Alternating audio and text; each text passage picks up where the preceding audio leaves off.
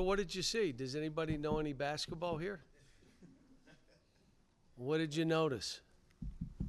Pushing the pace a little bit? Not bad. Not bad. What else? Good work in the two-man game, rolls and getting to the basket. Trying to teach them random how to play with another player or two. There were a lot of guys out there. There were a lot of guys out there. And last year we practiced with like 4 and 5 at times. So it's nice that they can go at each other. What else? Yeah. Yeah. And that was an hour practice, folks. That was 1 hour. We started at 2, we ended at 3. I had to remind them too. Like that was an hour. That wasn't 3 hours. That was an hour. But what we've been doing is conditioning, and it's without a basketball, and then we go and do what we just did. And we do that 3 days a week, and that leaves them time for individual work. So I like where we are. It's July 7th. I'm not trying to have us be mid-season, but you can see they're somewhat organized. To be organized in July when, again, we do have 4 returners, but everybody else is new, that I feel pretty good about it. You kind of mentioned it right there, but the 4 returners, SEC experience, and Pringle, I mean, do you have to maybe change what you normally do in the summer because are you further along than maybe you might normally be? What I did,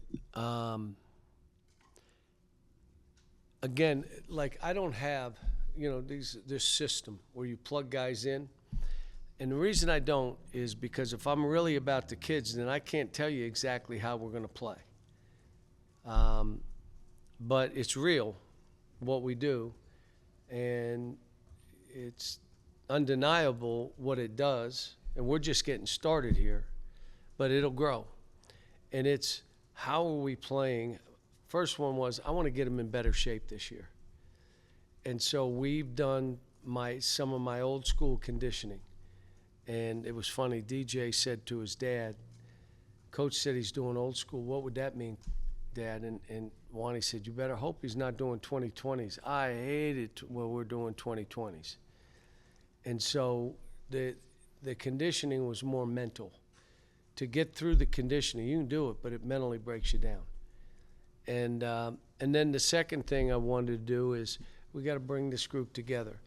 Last year, we were always together, but as the injuries started peeling off guys and we only had 5, they understood how much they needed each other.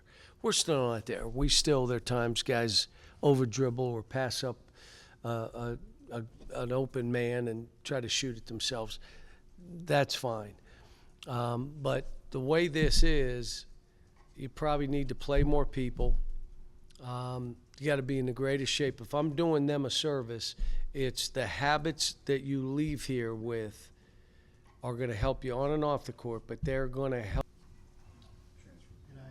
NIL. I can't pay 12. Okay. Second thing, why else did I only want 8 or 9? So I'm coaching these last 3 for the next guy? No, you coach them yourself. I'm not coaching them. And then all of a sudden, all my friends said, you're going to have an injury and you're going to be stuck. And they were right. So we had injuries. We were down to 5 guys, and I'm thinking, did I do the right thing? We're at 10 right now with 11, and we got a couple more that my thought was maybe we need 3 or 4 coming back because of rev share, that we got to have 3 or 4 that are already in the program coming back, because how many are you going to really be able to sign? So I'm kind of like, this is so new that now I'm like, let's have 8 or 9, 8 or 7 that we know, but you have other players in, we're developing. I'm going to go see a player this weekend that I may take with the idea that he's going to be here a few years. So I may do that. And normally I'm like, if you want to be in school 4 years, there's plenty of places to go. I'm just not one of them.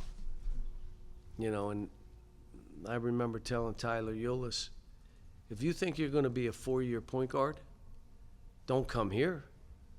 And he said, where do I sign? He just wanted someone to believe in him.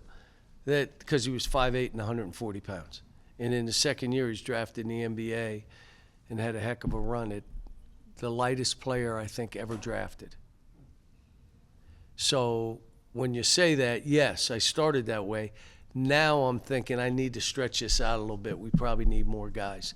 I don't think you need 15. Too many. You know, I have enough trouble remembering names when I got 10. So. I guess speaking on the strategical financial side, there's GMs coming into college sports now. Have you had any contact or any prior relationship with Arkansas's new GM, Cofield? You know what? I think, again, in football and maybe other sports, but I'm dealing with 12 guys. And there's two things. You're saying dealing with agents. Well, I know all these agents. I was in the NBA for a while. I know them. My staff knows them. Who's going to evaluate the player? Me. So now I'm like, yes, we're